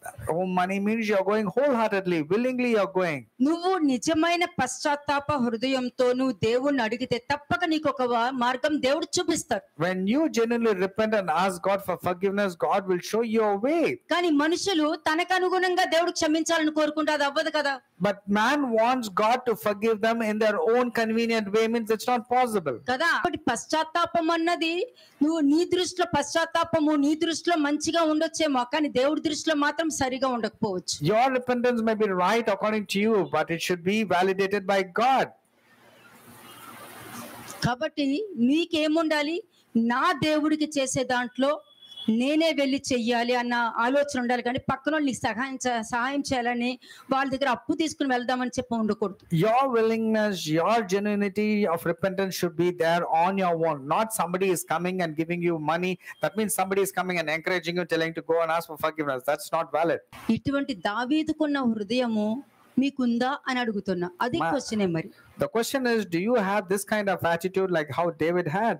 ఇక్కడ దావీదు పశ్చాత్తాప హృదయంతో తనను శిక్షించి ఇశ్రాయేలీయులను విడిచిపెట్టమని ప్రాధేయపడుతున్నాడు. చూడండి, Here David was desperately asking for forgiveness, and he was asking the Ornan the Jebusite for the land because of the plague that నేను came మీకు upon. నేర్పిస్తున్నాను, ఇటువంటి హృదయం ఉండాలి. నేను బాగుండాలి, మిగతా వాళ్ళు పోవాలన్న హృదయం ఉండకూడదు. You should not have an attitude or a selfish or a self-centric attitude that you alone should be blessed, not others, and not bothering about others. That's not the right attitude. ఇంకొక హృదయం పాడు చేసేది ఉన్నారనుకో, దేవుడు అమ్ముతారు ఇంకొక హృదయాన్ని పాడు చేసేటటువంటి మనస్తత్వము, ఇంకొకరిని నింద వేసండి మనస్తత్వం నీలో ఉందనంటే నువ్వు నా ఆలయాన్ని పాడు చేస్తాను, నేను నిన్ను పాడు చేస్తాను వాక్యం చెప్తుంది. 1 Corinthians 3:16 and 17 ఒక్కసారి చదువుకోండి, మీకు ఆన్సర్ దొరుకుతుంది. 1 Corinthians chapter 3 verse 16 and 17 says, you have been bought at a price. If you destroy the temple of God, God will destroy you. So therefore, if you have an attitude of destroying others and influencing others, then God will certainly destroy you. అంతే, వాక్యం clear గా ఉంది. 16 and 17 చూడండి. 1 Corinthians chapter 3 verse 16 and 17. మొదటి కొరింథీయులకు రాసిన పత్రిక 3వ అధ్యాయము 16-17 వచనములు. మీరు దేవుని ఆలయమై ఉన్నారనియు దేవుని ఆత్మ మీలో నివసించుచున్నాడనియు మీరు ఎరుగురా? ఎవడైనను దేవుని ఆలయమును పాడు చేసిన ఎడల దేవుడు వారిని పాడు చేయును. అయిపోయింది కదా, ఇంకేముంది? నీలో ఎదుటి వాళ్ళ మీద నింద వేసి, ఎదుటి వాళ్ళ మీద నింద వేసి వాళ్ళని నాశనం చెయ్యాలి, వాళ్ళు నాశనం అయిపోవాలన్న మనస్తత్వం నీకుందనుకో, ఏమంటారు? దేవుడే నేను పాడు చేస్తారని వాక్యం చెప్తుంది. When you have an attitude of defiling the temple and defiling and spoiling others and all, God also will easily defile you and destroy you. కానీ దేవుడి దృష్టిలో నువ్వు దొరికేస్తావు. 19th verse చూడండి. But in verse 19, if you see, you will be easily caught by God. 19వ వచనం. ఈ లోక జ్ఞానము దేవుని దృష్టికి వెర్రితనమే. జ్ఞానులను వారి కుయుక్తిలో ఆయన పట్టుకొనును. In both 19 and 20, it says, and again the Lord knows the thoughts of the wise, that they are futile. అంతే, దేవుడు మాత్రము నీ థాట్స్ తో నీ హృదయంతో నేను పట్టుకోగలుగుతారు, కానీ నువ్వు దేవుని పట్టుకోలేవు. God will easily catch you with your craftiness and your own thoughts, but you cannot do the same. Main ఇక్కడ ఫస్ట్ స్టెప్ ఏంటి? దావీదుకి మంచి హృదయం ఉంది కాబట్టి ఆ ఓర్నాను దగ్గరికి వెళ్ళినప్పుడు అతను మీకు అంతా నేను ఇస్తాను తీసుకోని అంటే కూడా వద్దు, నా ఖర్చుతోనే నేను తీసుకుంటాను అని తీసుకునే హృదయం ఉంది. అంటే నేనే వెళ్తాను నా దేవుని సమాధాన పరుచుకోవడానికి, నేనే వెళ్తాను నా దేవుడి దగ్గరికి, నేనే ఆయన సమాధాన పరుచుకుంటాను, నేనే ఆయనకి ఇష్టంగా ఉంటాను అన్న ఉద్దేశంతో అతను వెళ్ళాడు. David, after knowing, he went and specifically specifically met Ornan and he said, I will purchase this land. It is me. Because of me, this plague has come. And he said, I will personally go and plead my case with my Lord. I don't require any man's assistance or any favor from anybody. Second step వచ్చి దేవుని ఉగ్రత నుండి తప్పించుకోవడానికి నువ్వు ఏం చేయాలో ప్రవక్త అయిన గాదు ద్వారా దావీదుకి బయలుపరిచారు. And to you, to escape from the wrath of God, God speaks through prophet like Gad and instructs David what has to be done. దేవుడు ఏర్పరిచిన స్థలానికి వెళ్ళేది వేరే, నువ్వు ఏర్పరచుకుని వెళ్ళిన స్థలము వేరేనండి. There's a lot of difference between the place which God tells you to go and you going to a place on your own. అంతే, దేవుడు ఏర్పరచుకునే స్థలము వేరే, నువ్వు ఏర్పరచుకునే స్థలము వేరే. Your choice of selection to a place is different, far away from what God is telling you to go to a particular place. కదా, కానీ ఇక్కడ దావీదు బలిపీఠము కట్టించడము అన్న ప్లేస్ దేవుడు ఏర్పరిచాడు, దావీదు ఏర్పరచుకోలేదు. It was God who directed David to go to that particular place and offer a sacrifice on the altar. ఇప్పటికి అక్కడే సొలొమోను దేవాలయం కట్టడము, ఇప్పుడు డోమ్ ఆఫ్ ద రాక్ అన్న స్థలం అదే. The dome of the rock right now, whatever is there, is the place where Solomon temple was built. 2 Chronicles 3:1 చూడండి. 2 Chronicles chapter 3:1 రెండవ దినవృత్తాంతములు 3వ అధ్యాయము మొదటి వచనం. తరువాత సొలొమోను యెరూషలేములో తన తండ్రి అయిన దావీదునకు యెహోవా ప్రత్యక్షమైనప్పుడు మెరియా పర్వతమందు దావీదు సిద్ధపరిచిన స్థలమున యోబీసీయుడైన ఒర్నాను కళ్ళమందు దావీదు ఏర్పరిచిన స్థలమున యెహోవాకు ఒక మందిరము కట్ట ఆరంభించెను. దొరికిందా వాక్యం? Yes, Lord. Did you get the reference? Statement ఇవ్వను, మీకు ప్రతిదీ ముఖ్యంగా ముందు పెడతాను నేను. I don't give empty statement. It's always corroborated. దేవుడు ఏర్పరిచి దేవుడు చెప్పిన స్థలానికి వెళ్ళినప్పుడు ప్రతి దానికి దేవుడు ఆయన చిత్తంతో చేసే ప్రతి పని కూడా సరైన స్థలానికి చేర్చుకుని పెడతారు. And God, when he decides, he sends you to the right place at the right time. కదా, చూడండి ఆదికాండము 22వ అధ్యాయం 2వ వచనము. Genesis chapter 22:2. ఆదికాండం 22వ అధ్యాయం 2వ వచనము. అప్పుడు ఆయన, నీకు ఒక్కడై ఉన్న నీ కుమారుని అనగా నీవు ప్రేమించు ఇస్సాకును తీసుకొని మెరియా దేశమునకు వెళ్ళి అక్కడ నేను నీతో చెప్పబోవు పర్వతములో ఒక దాని మీద దహన బలిగా అతన్ని అర్పించమని చెప్పాను. 18th verse. 18వ వచనం, verse 18. మరియు నీవు నా మాట వినినందున భూలోకములోని జనములన్నీయు నీ సంతానము వలన ఆశీర్వదింపబడును, నా తోడని ప్రమాణం చేసి ఉన్నానని యెహోవా సెలవిచ్చెను. అందుకే దావీదు కూడా నా మాట వినడం వలనే కంప్లీట్ గా ఆ శాపం నుండి బయటకు వచ్చేసాడు, Because of పనిష్మెంట్ నుండి బయటకు వచ్చేసాడు. David's obedience, he was totally able to bail himself out of the punishment that God had inducted for him. అంతే, ఆ బలిపీఠము క్రీస్తే. That altar is Christ. నువ్వు ఆయన దగ్గరికి ఎలా రావాలి, ఏ విధంగా రావాలి అన్నది నీకు తెలిసి ఉండాలి. How should you come to him? You should know how to come to him. 12 to 14 verses చదవండి. Genesis 22. ఆదికాండము 22వ అధ్యాయం 12 నుంచి 14 వచనములు. అప్పుడు ఆయన, ఆ చిన్నవారి మీద చెయ్యి వేయకము, అతనిని ఏమీ చేయకము, నీకు ఒక్కడయ్యున్న నీ కుమారుని నాకు వెనతీయ లేదు గనుక నీవు దేవునికి భయపడువాడువని ఇందువలన నాకు కనబడుచున్నదనెను. అప్పుడు అబ్రహాము కన్నులెత్తి చూడగా పొదల్లో కొమ్మలు తగులుకొని ఉన్న ఒక పొట్టేలు వెనక తట్టున కనబడెను. అబ్రహాము వెళ్లి ఆ పొట్టేలను పట్టుకొని తన కుమారునికి మారుగా పెట్టి దహన బలిగా అర్పించెను. అబ్రహాము ఆ చోటుకి యెహోవా ఈరే అని పేరు పెట్టెను. అంతే, యెహోవా ఈరే. నువ్వు దేవుడి మీద ఆధారపడితే అన్నిటిని చూసుకుంటాడు. దావీదు దేవుడి మీద ఆధారపడ్డాడు కాబట్టే గాదులు పంపించి అక్కడికి వెళ్ళు, యెహోవా ఈరే అని సమస్తము చూసుకోవడం జరిగింది. ఎక్కడికి వెళ్ళాలో కూడా చూపించారు. అక్కడ ఓర్నాను దగ్గరికి వెళ్ళు, అక్కడికి వెళ్ళి ఆ స్థలాన్ని తీసుకుని అక్కడ ఏం చేయాలి నువ్వు చెయ్యి అని చెప్పడం వలన అక్కడికి వెళ్ళి అన్ని కొనుక్కుని అన్ని సిద్ధపరచుకున్నాడు. When your dependence is on God, when you are faithful and loyal, or when you're returning towards the Lord, God will show you a way, like the Lord will provide in the case of Abraham. In the case of David also, God showed the place, God showed what has to be done. అలాగే అబ్రాహామును కూడా అక్కడ చూసుకోవడం జరిగింది. అక్కడ తన బిడ్డనికి విడుదల దయచేసి బిడ్డకి విడుదల దయచేసి అక్కడున్న ఆ మేకత్ని అక్కడ బలి ఇవ్వడం అనేది జరిగింది. And how did God provide the ram to be offered at that particular place where there couldn't be any మరి animals? ఈ It was రోజు Lord who మరి provided. దావీదుకి ఏర్పరిచిన దేవుడు, అబ్రాహాంకి ఏర్పరిచిన దేవుడు నీకు కూడా ఒక మార్గం చూపించరా? When God had shown a way to Abraham, and when David repented also God showed a way, will he not show to you a way when you repent and turn towards him? టెంపరరీగా ఆపిన ఆ శిక్షని నువ్వు permanent గా ఆపుకోగలుగుతావు. Whatever punishment was temporarily halted, you have to halt it permanently.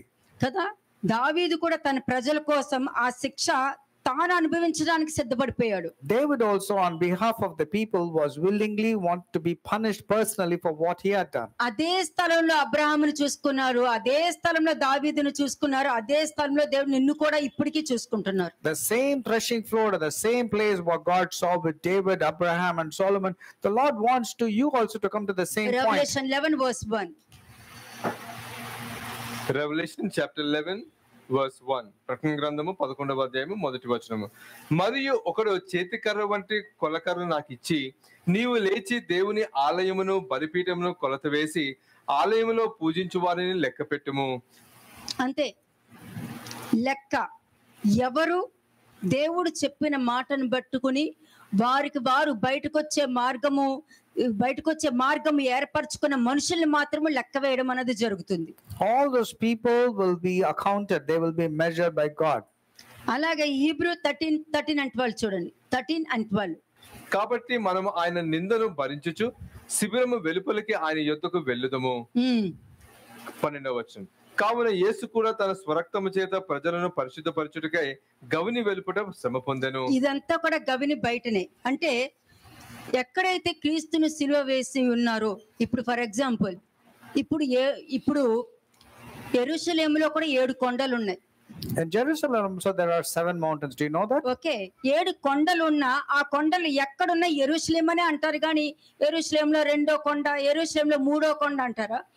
Wherever they are, 7 mountains are called as Jerusalem. They will not call it the first mountain, the second mountain. ఇప్పుడు దాన్ని temple mount అని పిలుస్తారు. ఆ temple mount అంటే అదంతా కూడా మోరియా దేశమే. అది ఆ స్థలంలోనే ఒక స్థలంలో సిలువ వేయడం జరిగింది. When it comes to Temple Mount, that is also called as the Mount Moriah, and that is a place where even Jesus was sacrificed. ఇంకొకటి తెలుసా, అదే స్థలానికి మెల్కీసెదెక్ కూడా అక్కడికే వచ్చారు. చూడండి, ఆదికాండము 14వ అధ్యాయం 18వ వచనం. And to the same place even Melchizedek had come. Let us see.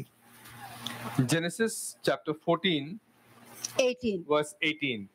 మరియు షాలెము రాజైన మెల్కీసెదెకు రొట్టెను ద్రాక్షారసము తీసుకొని వచ్చెను. అతడు సర్వోన్నతుడగు దేవునికి యాజకుడు. అప్పుడు అతడు అబ్రాహామును ఆశీర్వదించి, ఆకాశమునకు భూమికి సృష్టికర్తయును సర్వోన్నతుడైన దేవుని వల్ల అబ్రహాం ఆశీర్వదింపబడును గాక అనియు, నీ శత్రువు వలన నీ చేతికి అప్పగించిన సర్వోన్నతులకు దేవుడు స్తుతింపబడును గాక అనియు చెప్పెను. అప్పుడు అతడు అన్నిటిలో ఇతనికి 10వ వంతు ఇచ్చెను. అంటే మెల్కీసెదెకు కూడా అదే కొండ మీదనే అతను క్రీస్తు పక్షంగా వచ్చి నిలబడి అబ్రహాముని ఆశీర్వదించడం జరిగింది. అక్కడ మీకు శిలువ మరణం కనబడుతుంది, అబ్రహామును ఆశీర్వదించడం కనబడుతుంది, దేవుడి చిత్తం కనబడుతుంది, దావీదు చిత్తం కనబడుతుంది, అబ్రాహాము యొక్క చిత్తం కూడా అక్కడ మొత్తము పరిపూర్ణంగా మీకు అక్కడ కనిపిస్తుంది. You see the perfect will of God in Abraham's life, David, the same place for Solomon, and even Christ was crucified in the same place. Even Melchizedek came to the same place. కదా, 2 steps చెప్పుకుంటూ వచ్చాను మీకు. First step ఏంటి? యథార్థంగా నా మీదకి, నా కుటుంబం మీదకి రానివ్వనని ఒప్పుకున్నాడు. What was the first step? David, with uprightness in his heart, he said, let it come upon me, the punishment come upon me and my father's house, not upon the children of Israel. రెండోది ఏంటి? దేవుడు ఏర్పరిచిన స్థలానికి వెళ్ళమంటే అక్కడికే వెళ్ళాడు, ఎవరితో మాట్లాడాలో అక్కడికే మాట్లాడాడు, అన్ని దేవుడు చెప్పిందే చేసుకుంటూ వెళ్ళాడు. And David followed absolutely the instruction which God was speaking through Gad the prophet, and he went to the same place and did exactly what God had instructed. ఇక్కడ బలి అర్పణకు వెల అంటే ఏంటి అనేది 3rd స్టెప్ లో మీకు ఎక్స్ప్లెయిన్ చేస్తున్నాను. In the 3rd step, I'm telling you how to offer a sacrifice and what is the value of it. First Chronicles 21:24. First Chronicles 21:24. మొదటి దినవృత్తాంతంలో 21వ అధ్యాయం 24వ వచనం. 24వ వచనం. రాజైన దావీదు అట్లు కాదు, నేను నీ సొత్తును ఊరక తీసుకొని యెహోవాకు దహన బలులను అర్పించను, న్యాయమైన క్రయధనమునిచ్చి దాన్ని తీసుకొందునని ఒర్నానుతో చెప్పి. అంతే. నువ్వు నీ సొంత ఖర్చుతో పాప క్షమాపణ పొందుకుంటున్నావా?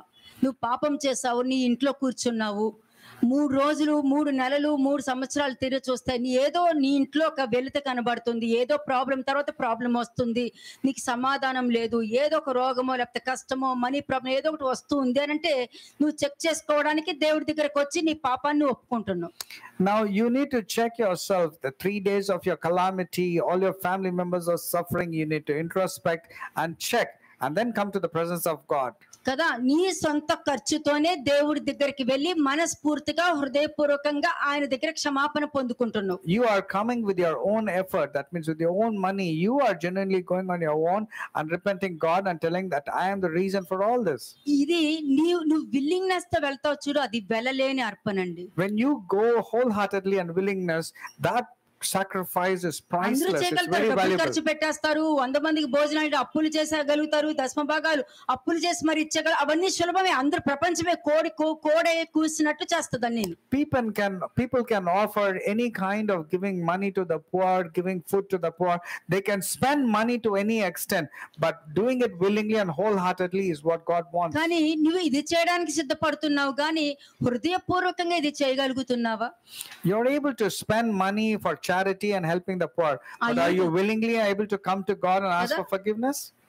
Matthew 23:23 లో ఏముందో చూడండి ఒకసారి. Let's see what is mentioned in Matthew 23:23.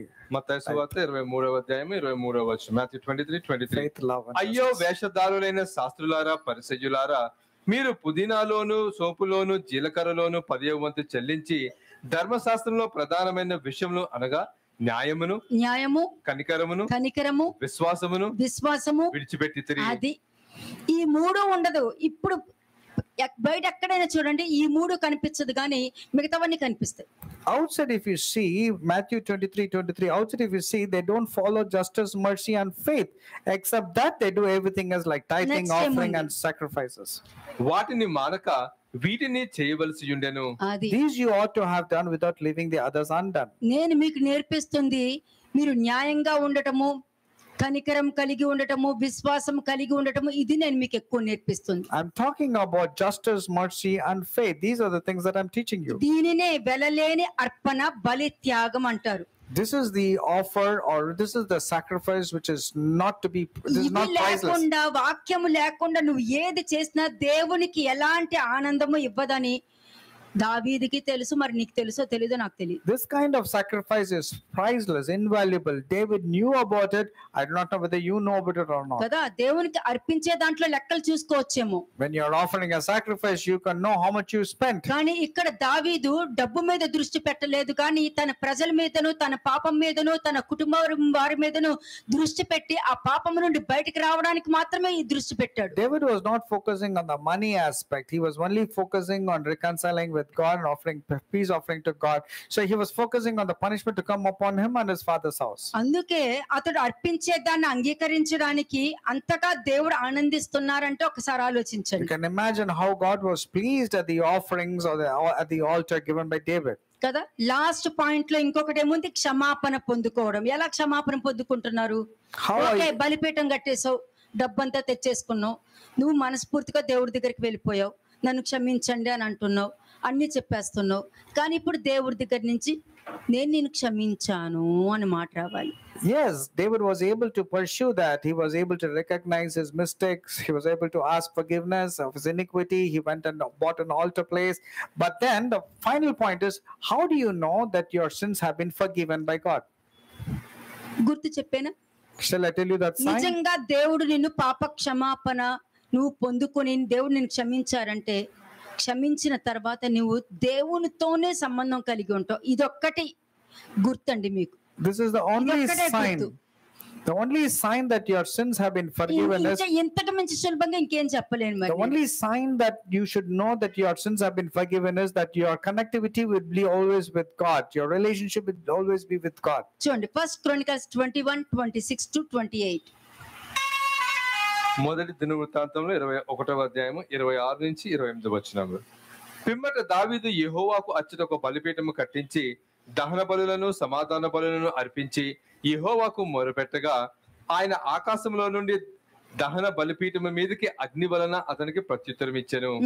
యెహోవా దూతకు ఆజ్ఞాపింపగా అతడు తన కత్తిని వరలో వేసెను. అంటే ఇక్కడ ఆపము అన్నప్పుడు ఏమైంది? కత్తి తీసేలా పట్టుకుని ఉన్నాడు అంతే, లోపల పెట్టలే. When the Lord said stop it, he did not put the sword back into the sheath. He was just holding that ఎందుకంటే అక్కడ sword in the hand. అదే అంటున్నాను, దేవదూతలు ఎలా వింటారు మాట? How will the angels of ఇంకా the Lord చాలు listen? ఆపము అని అంటే మనుషులు అంటే ఓహో ఆపమన్నారు కదా అని లోపల పెడతారు. When God said stop it means people will say okay, the angel has put it back into the sheath. అది మనుషుల understanding. That's the people's understanding. ఓ ఇలా కదా, నేను అలా ఏమో అనుకుని ఇలా పెట్టేశాను Oh, like that is it? I thought I should be kept inside and I kept it off inside. కదా. అక్కడ ఏమని ఆజ్ఞాపించాను, మా స్పీక్ అనేసరికి అతను కత్తి ఆపేసి ఇట్లా పట్టుకున్నాడే గాని దాన్ని అలాగే ఉంచాడు. The only instruction that was given to the angel was stop it. It's enough. So the angel just stopped that action, but he did not put the sword back into the sheath. దావీదు సాష్టాంగ పడ్డాడు. David lay prostrate. He fell face to the ground. సాష్టాంగ పడ్డాడు కదా, నాకు అతను చూస్తే జాలేసిన లోపల పెట్టలేదు మళ్ళీ. The angel did not put the sword back into the sheath after seeing David's repentance. ఇలాగే ఉంది. The angel was waiting for the command from God. ఇలాగే ఉంది. He was waiting for the command from కానీ God. దావీదు ఏం చేశారు, వెంటనే time తీసుకోకుండా, అందుకనంటండి ఏమున్నా కూడా గ్యాప్ ఇవ్వకుండా వెంటనే ఆ పనిని పూర్తి చేయాలని చెప్తా. David did not delay. They did not take time. He was very quick in following the instruction of God. Same to you also. Do not delay when God gives you an instruction. Do not delay. ఎప్పుడు ఈ కత్తి ఇలాగే ఉంది. The sword was still in the angel's hand. అతను వచ్చి తన సొంత ఖర్చుతో, విల్లింగ్నెస్ తో, నువ్వు ఇంట్లోనే అక్కడే కూర్చుని, విల్లింగ్నెస్ అంటే నీ ఖర్చు. Willingness is అంత nothing సులభం but కాదు కదండి. మనస్ఫూర్తిగా హృదయంతో మంచి మనస్సాక్షి చాలా ఖర్చు అయిపోద్ది మీకు. ఎందుకంటే ఈ మనసు ఒప్పుకోదు కదా, ఈ మనసు ఒప్పుకోదు. ఈగో గర్వము కొవ్వు పట్టుకుంది కదా, అంత సులభంగా దిగదు. your willingness, ఖర్చు చేయాలి, బాగా ఖర్చు పెట్టాలి. your willingness is equal to the money spent, like what David spent on it. So willingness is wholeheartedly you ought to do, genuinely you ought to do, but your ego and pride will not allow you, because your conscience also will not allow you to do that. మీకు ఎన్నిసార్లు మీ ఇంట్లో difference అనిపించినా ఇది వెంటనే నీ ఇంట్లోనే నువ్వు చేసుకోవచ్చు, ఆపుకోవచ్చు వాటిని. You can stop the calamities coming again. Almost 7 ద్వారాలు తెరిచాను, ఒక్కొక్క ద్వారము వాడు మూసుకుంటున్నాడు. ఇది ఇంకొక వే మాత్రమే నీకు చూపిస్తున్నా, ఇది మూసుకుందంటే ఇంక నేను కూడా ఏమీ చేయలేను మీకు. You can stop any calamity, whether it is 3 days or 3 months or 3 years or 7 years or any longitude that the problem is going through. You can stop it. I've opened all the 7 doors for you, but if you are closing all the doors, this is the only way. Is this చెప్తున్నాను, close చేసుకుని మళ్ళీ మీ ఇష్టంగా బతుకుతున్నారు. మరలా ఇంకోటి open చేస్తున్నాను, మరలా ఇంకొక విధంగా చెప్తున్నాను, మరలా దాన్ని క్లోజ్ చేస్తున్నారు. మళ్ళీ ఇది 7th డోర్ నేను చెప్పేది. This is the 7th door that I've opened for you, because all the other previous doors you have closed on your own.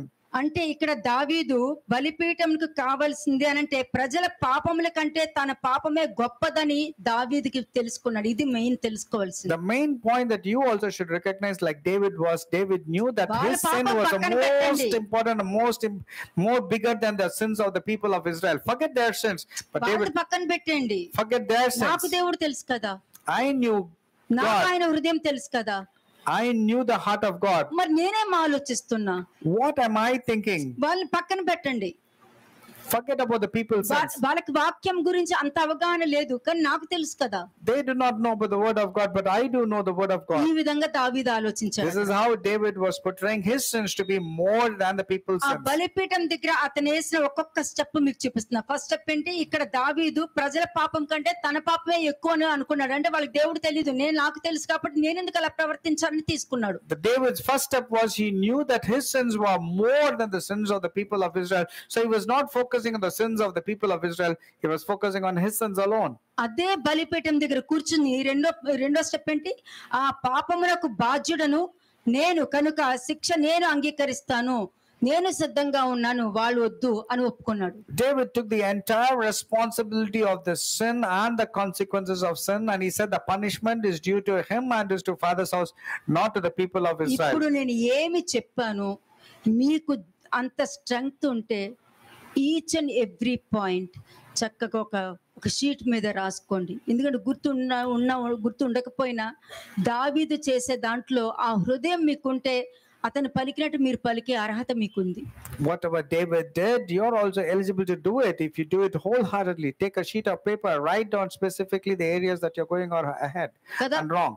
మూడో పాయింట్ వచ్చి అతను చేసిన తప్పులకు దేవుని శిక్షకును విధేయతగా అంగీకరించడానికి సిద్ధపడి కలిగి ఉన్నాడు. David was willingly accepting the punishment, no complaining, no murmuring. He was wholeheartedly receiving the punishment. అది దావీదు యొక్క స్వభావంలో గొప్ప లక్షణం. And that was a very good character in David's life.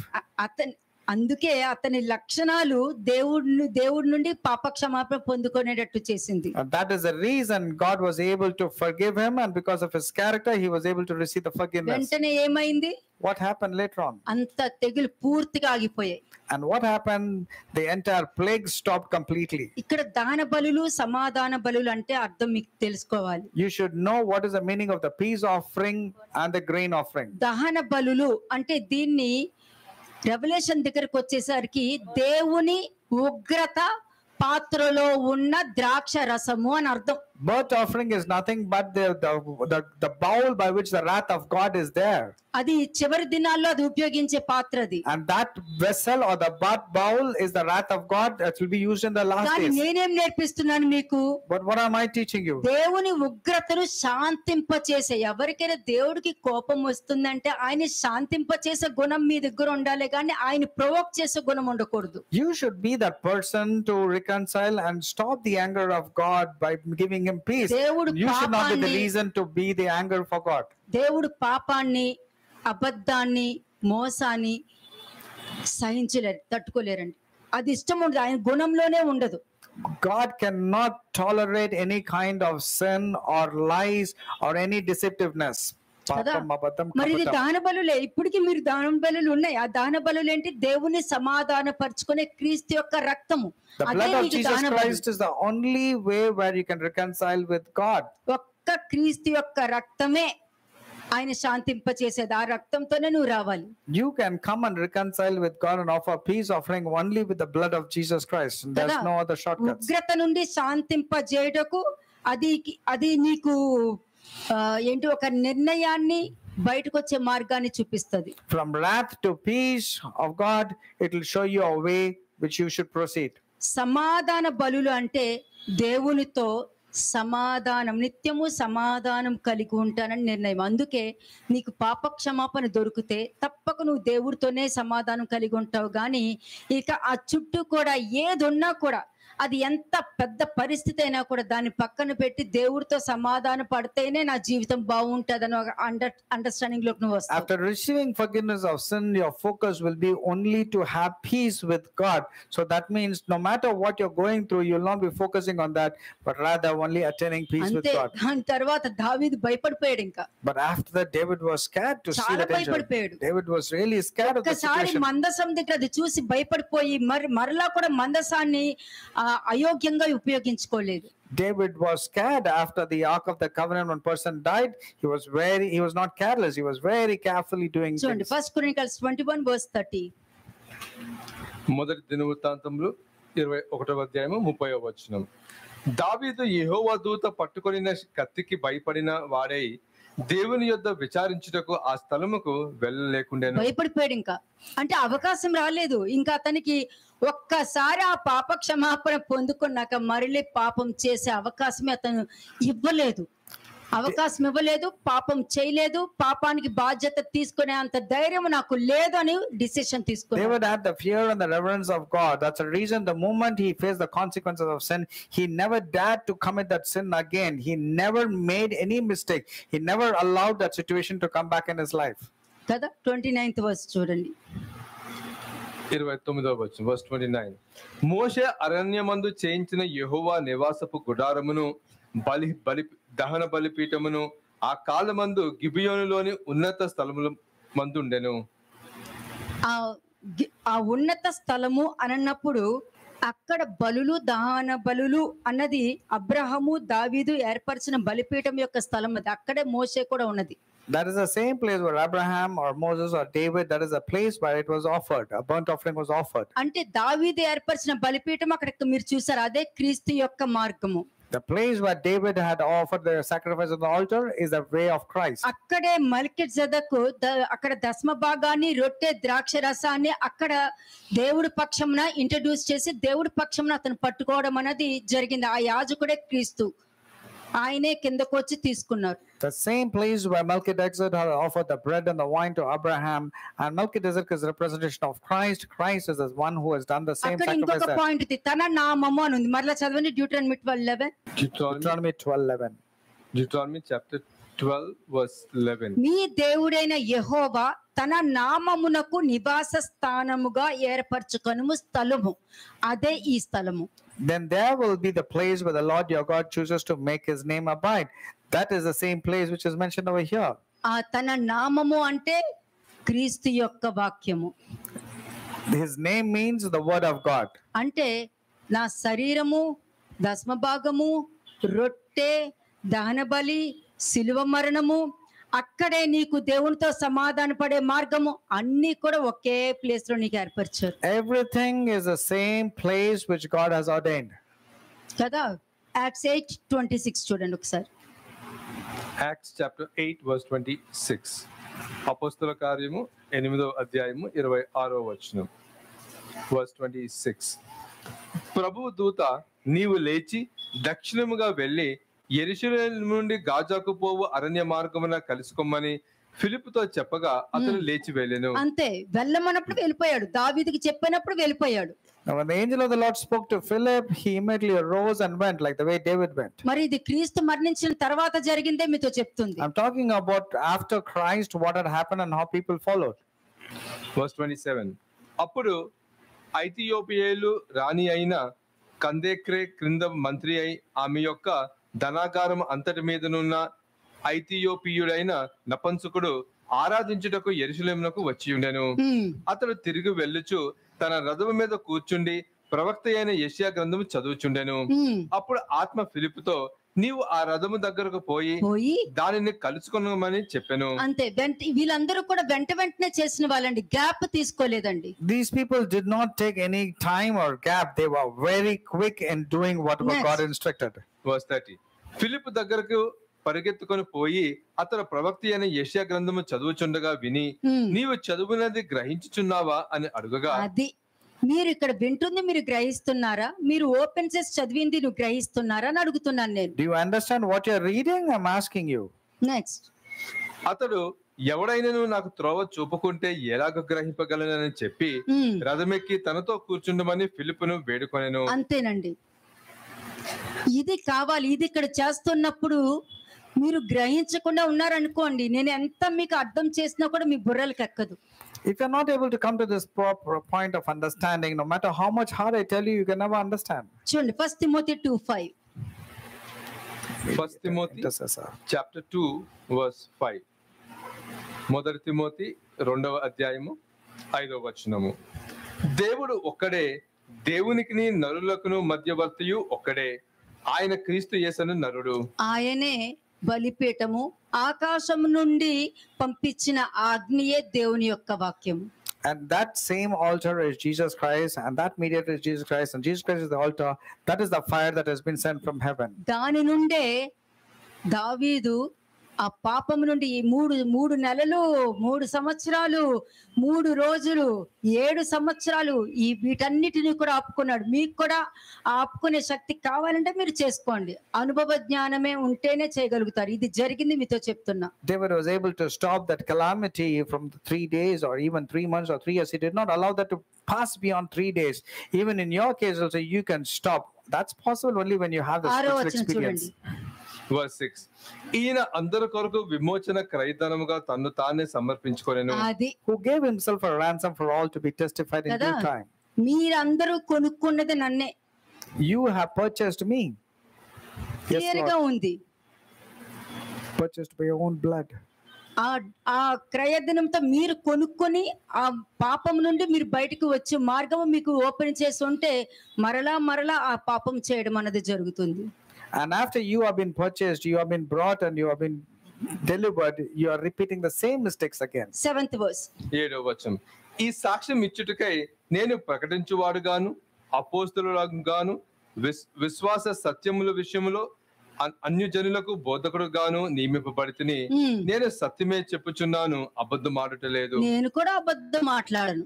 I also will ఉన్నది not ఉన్నట్టే speak. చెప్తాను, అబద్ధము మాట్లాడను. I speak only the truth as it is. I don't అది speak false. పగలైనా రాత్రైనా ఏ సమయమైనా ఉండని వాక్యం ఒక్కటే మాట్లాడతాను. Let us daytime or nighttime, I speak only the word of God. Revelation 7 verse 9 and 10. Revelation chapter 7 verses 9 and 10. ప్రకటన గ్రంథము 7వ అధ్యాయము 9-10 వచనములు. అటు తరువాత నేను చూడగా, ఇదిగో ప్రతి జనములో నుండి, ప్రతి వంశములో నుండి, ప్రజలలో నుండి, ఆయా భాషలో మాట్లాడే వారిలో నుండి వచ్చి ఎవడను లెక్కింపజాలని ఒక గొప్ప సమూహమును కనబడెను. వారు తెల్లని వస్త్రములు ధరించుకుని వారై ఖర్జూరపు మట్టలను చేత పట్టుకొని సింహాసనం ఎదుట గొర్రెపిల్ల ఎదుటను నిలవబడి, సింహాసనాసీనుడైన మా దేవునికి గొర్రెపిల్లకును మా రక్షణకై స్తోత్రమని మహాశబ్దంతో ఎలుగెత్తి చెప్పిరి. 17th verse. 17వ వచనం, verse 17. ఎలయనగా సింహాసనం మధ్యమందుండు గొర్రెపిల్ల వారికి కాపరి అయి జీవ జలముల బుగ్గల యొద్దకు వారిని నడిపించును. దేవుడే వారి కన్నుల నుండి ప్రతి బాష్ప బిందువును తుడిచివేయును. శ్రమలు మహాశ్రమల కాలంలో ఈ పాపములో ఉన్న వాళ్ళందరూ శ్రమల మహాశ్రమల కాలంలో ఉంటే, ఎవరైతే ప్రతి పాపము నుండి తప్పించుకుంటారో వారు మా ముందు నిలబడి నుంచుని ఉంటారని వాక్యం చెప్తుంది. The people who are sinning and continuously, they will be living in tribulations and great tribulations. But those who are safeguarding their salvation, they will stand before the Lord. They will stand రెండు before the విషయాలు Lord. చూపిస్తాను. Revelation 3:20. Revelation chapter 3 verse 20. ప్రకటన గ్రంథము 3వ అధ్యాయము 20వ వచనము. నేను తలుపు నొద్ద నిలుచుండి తట్టుచున్నాను. ఎవడైనాను నా స్వరము విని తలుపు తీసిన ఎడల నేను అతని యొద్దకు వచ్చి అతనితో నేనును నాతో కూడా అతనును భోజనము చేయుదుము. ఇది కావాలా? Genesis 4:7. Do you want this particular part or Genesis 4:7? ఆది కాండము 4వ అధ్యాయము 7వ వచనం. Genesis chapter 4 verse 7.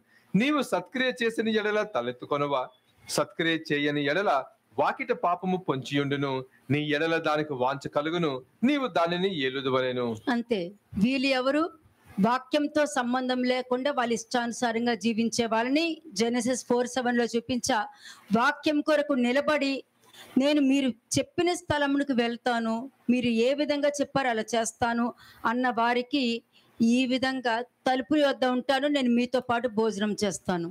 So the option you can choose whether you want to be in Revelation 3:20 or Genesis 4:7. Those who are disobeying will go into Genesis 4:7.